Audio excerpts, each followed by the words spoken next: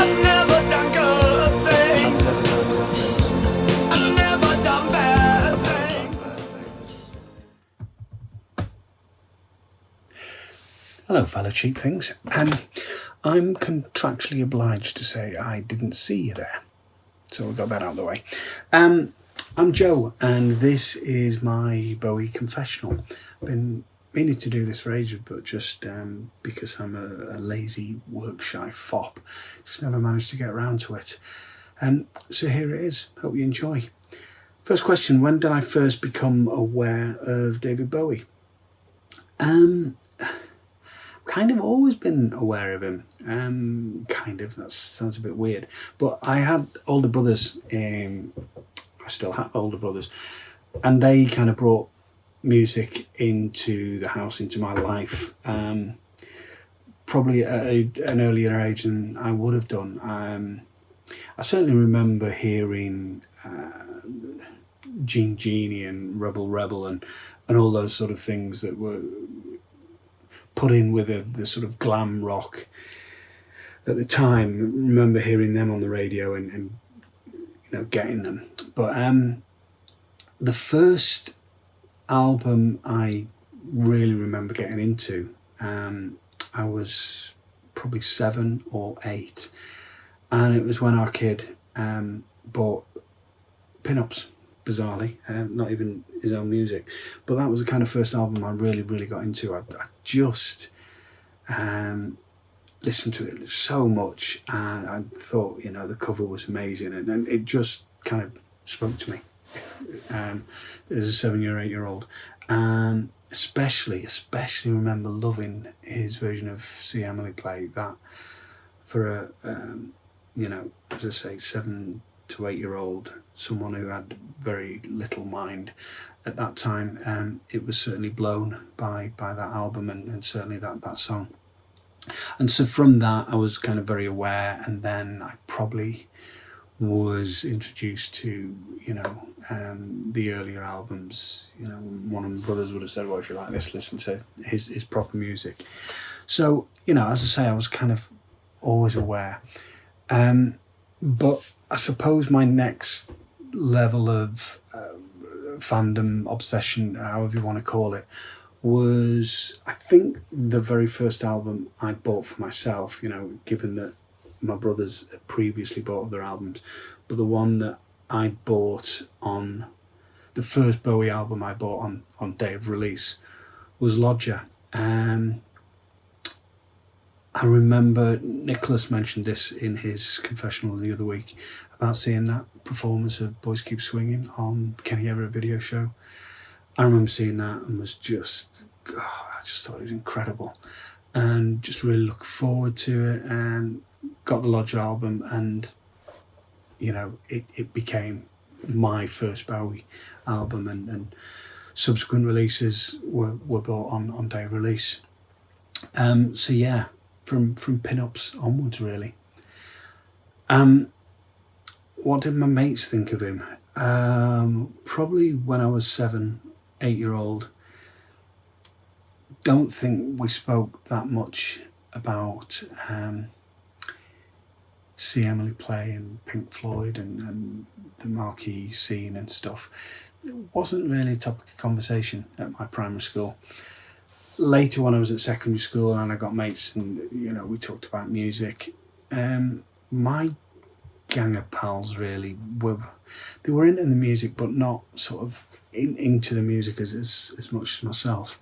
They tended to kind of like what was in the charts, always popular. There was a couple of them that had a little bit more exciting taste, but a lot of them were just sort of into what was in the charts, really.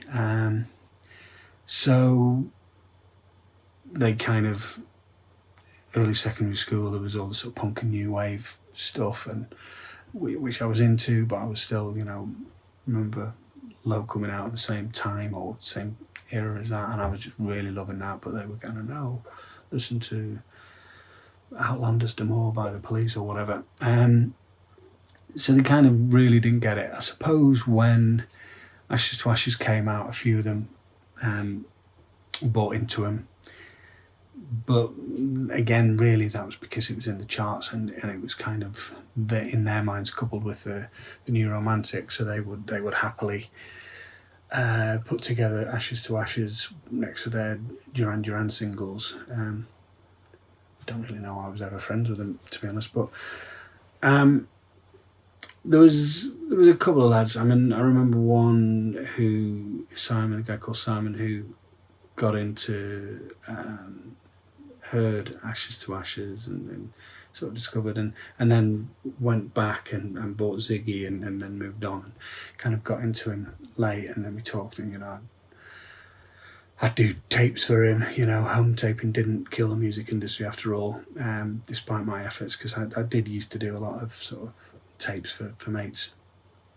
And of course, then when I was in sixth form, Let's Dance came out, and it just exploded. Everyone just thought he was great, and he was cool, and he was popular, again, because he was in the charts. I remember even there was a lad called Ken. He wasn't a mate of mine, but he was in my sixth form. He even dyed his hair blonde and got the full sort of Serious Moonlight Barnet. Bowie could pull it off. Ken couldn't, bless him. So that's kind of what my mates thought of him. They were kind of fairly non-committal, but kind of went with him when he was in the charts. So talking Serious Moonlight, what was my first gig? Serious Moonlight, Milton Keynes. Boy, do I remember it well. That was the first time I saw David. Just dead excited. Just really, really looking forward to it. I remember I had to bunk off school to get my bus ticket, my coach ticket down to Milton Keynes. And I actually got caught by my teacher who was supposed to be having me later that afternoon. I was supposed to have double English lit. Miss Jones drove past me. She didn't like me at the best of times, but next time I was in school, she said, "What did I think I was doing, not being there Friday afternoon when I should have had double English?" And I said quite honestly, sorry, but I had something far more important to do. I had to get my ticket to go down to see David Bowie at Milton Keynes. I think I got a detention or something for that. There you go. So yeah, went down to Milton Keynes, got the bus down. Bizarrely, I only got a single ticket because another mate of mine who was down in London was going to go, and he said that I could crash a mate of his, and we'd drive back the following day. Now, of course, this was in the days before mobile phones or any sort of proper communication. So I saw him a number of weeks before and said, yeah, we'll meet outside afterwards. Meet at the exit. What could possibly go wrong? Obviously, I'd never been to Milton Keynes Bowl before, or to a gig of that size, so I didn't kind of know how ridiculous those arrangements were. But there you go. So yeah, to the gig.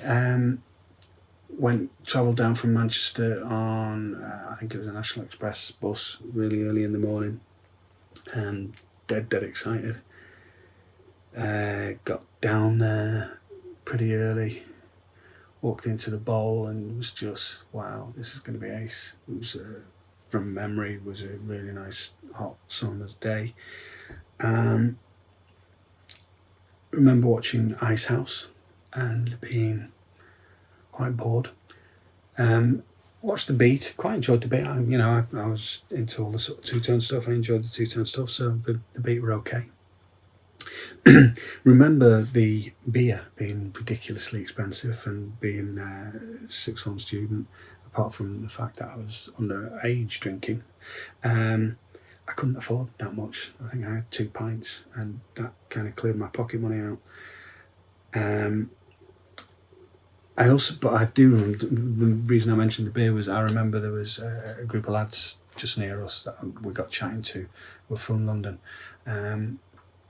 Really nice lads, and there was one lad there who was just beside himself. He was a Bowie nut, and there was 5 of them there, I think, together. And I think because it was so important to him, it was his first opportunity, like mine, it was his first opportunity to see Bowie live. He'd sort of nagged his mates to come with him. He'd even bought 2 of their tickets, I think, if my memory serves right, just so his pals would be there with him. And he was just having the day, and he was, throwing the beer down and having a great old time. But probably hit the beer a bit too hard, because all I remember was somewhere in the sort of beat set, he just crashed out. I think that's just an Amazon delivery, don't worry about it. He crashed out, and his mates were just trying to wake him up and get him conscious again. I didn't see him. I went down after the beat, went down nearer the front, and to this day I hope his mates were able to wake him up, because it was just, his dream to be there, and he seemed to be dreaming all the way through it. If you're a fella cheap thing, and please do a confessional and tell us your story, and tell us that if you fell asleep during the beat and actually never saw him. And of course, at the end of the gig, me and my mate Carl, who I went down with, we were saying, well, when we're never going to beat, you're never going to meet Pete at the exit. We'll go out and we'll just have to kip on the station and bop our way back the following day. And as we were walking out the exit, there's a shout. I was like, all right, Joe. And that was Pete. So we got the train or lift back to London somewhere, kipped in some mate's flat, and drove back the following day. Another thing I remember was at this mate's flat, Pete's mate's flat in London, he didn't have any milk in for breakfast, and offered us cornflakes with Guinness on. It's not the worst thing I've ever had in my life, but suffice to say, I've never had it again, so that probably kind of tells you what I felt of it. Not the greatest breakfast I've ever had. And also, years later, I found out that the woman that was and still is to be my wife, she was at the gig. So I obviously we weren't together, but I like to think of it as our first date together. Just me, her, and several thousand other people. So that was my first gig. The next question is, name your favourite David Bowie album and tell us why I chose it. No, I'm not going to do. How can I possibly do that? I mean, I mentioned earlier that I've got a huge soft spot for Lodger, because it was the first one I bought on day of release. And I still go back to that album a lot. I think it's pretty underrated, actually. I love it. But is that over Station to Station or Low or Man Who Sold the World? Or look, I can't do it. If you ask me to name, the box sets, the 5 years and New Career and etc. If you ask me to choose my favourite box set, I'd still struggle. I find it really hard to kind of pin down. If I had to choose my favourite box set, it's probably 5 years, or it could be New Career, or no, not going to do it. Tell you what, I'm going to change the question to, what's your least favourite album? Is it Tonight or Never Let Me Down? It's got to be Tonight for me. Nicholas said this in his confession the other week, that he had a bit of a soft spot for Never Let Me Down. And I do. There's some tat on it, and the production is pretty awful. But the re-recordings and the sort of reissue of it on that Loving the Alien box set shows that there is some not half bad songs. It's still not the best album, but it's not the worst. So my least favourite album would have to be Tonight, I'm afraid. So there you go. Did I ever meet him? No. And, that just saddens me. I'd love to have met him, but no, never had that pleasure, unfortunately. Most treasured piece of memorabilia. I don't really go in for memorabilia. I've got a couple of signed things. I went to the Fab a Bowie celebration, last year at the Ritz in Manchester, and met up with the band and got various things signed, and so that was kind of fun. But no, I've got the program from the Serious Moonlight tour. It wasn't mine; it was my wife's. She bought it, but I kind of claimed it. But no sort of memorabilia really. Where was I when I heard David had died? I know exactly where I was. I'm sure most of us do. But I was in a hotel room in Bradford, just outside of Bradford actually. I was getting dressed, getting ready to go to my mother-in-law's funeral that day, and I turned breakfast news on, and there it was, horrible news. And it was obviously there with my wife and my two daughters, getting ready to go to my mother-in-law, my wife's mother, and my kids' grand's funeral. I had to sort of keep my grief, my sadness about David in check, really, because it was a very important day for my wife to bury her mother, and so it was just a horrible day. And I remember after the funeral meeting friends at the sort of wake, and people sort of saying, "Are you all right with David Bowie?" And I went, yeah, it's fine.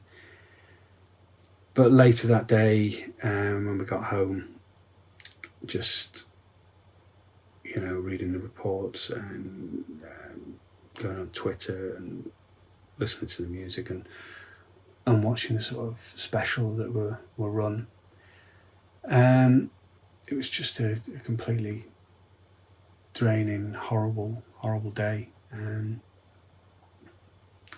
Still, it was just a shit day, wasn't it?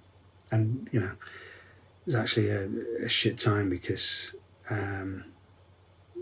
my dad, just a couple of days before that, had been given a diagnosis of cancer, and so listening to Blackstar, I remember the day after David died, and then that whole next month, we buried my dad on Valentine's Day.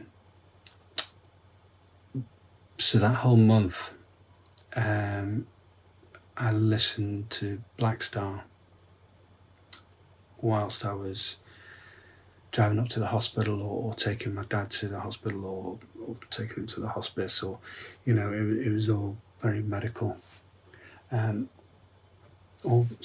Battery was going on. It was all very medical appointments, and so that whole album was just really coupled with David's death and with my dad's death, and it's still an album that I find really difficult to listen to. It's as Tony Visconti said, it was a parting gift, and with hindsight, listening to it and the lyrics, it just, very painful, very sad, and it still affects me if I listen to that album, which I don't listen to a lot because of that. It's still a bit too raw for me. And I remember kind of a month or so after my dad had died, I'm involved in a band where we play gigs for kids, literally for kids, and we did a tribute to David, and we decided we had to mark it, so we did a version of Starman, which on stage that day I said, this is a tribute to the late great David Bowie, and it's also to my dad. And my wife and kids were in the audience, and they were in tears, and I was pretty much rather emotional. And it's been in our set. We've never done a set without doing the tribute to David and my dad. We do style on every set we ever do. So that's kind of sad, but a nice way to sort of continue his legacy in my own little rubbish way. So yeah, that's where I was. And to finish on a more positive and happy note, what's my favourite David Bowie story? I mean, everyone mentions the see you next Tuesday in a clown suit story, which is just a great story. But there was another one I was reminded of last week. I just dipped into Rob Sheffield, I think it is, on Bowie. It's a sort of series of essays. Not the greatest book ever written, but there's some interesting stuff. And there's it was, as I say, reminded of a lovely little story. A friend of his was in New York. She was in New York trying to get a cab. It was chucking it down with snow, horrible cold wet night, and a cab came along, and she and David Bowie both went for this cab, and they decided to share it. Now, she, being a fan, didn't want to kind of come across as this weird fan, and so she just generally talked to him and said he was lovely and really warm, and the stories you all hear about him. And then she was just getting out of the cab, and he leaned over and said something along the lines of, when you tell your friends about this night that you shared the cab with me, please remember to say that I had fabulous shoes on. And I just love that. I think it shows his warmth, his humour, his just his aceness, really. Because he always had fabulous shoes on. He was just always fabulous, and still is. So that's it. That's my confessional. I hope you enjoyed it, and look forward to seeing you all soon. Take care. Cheers.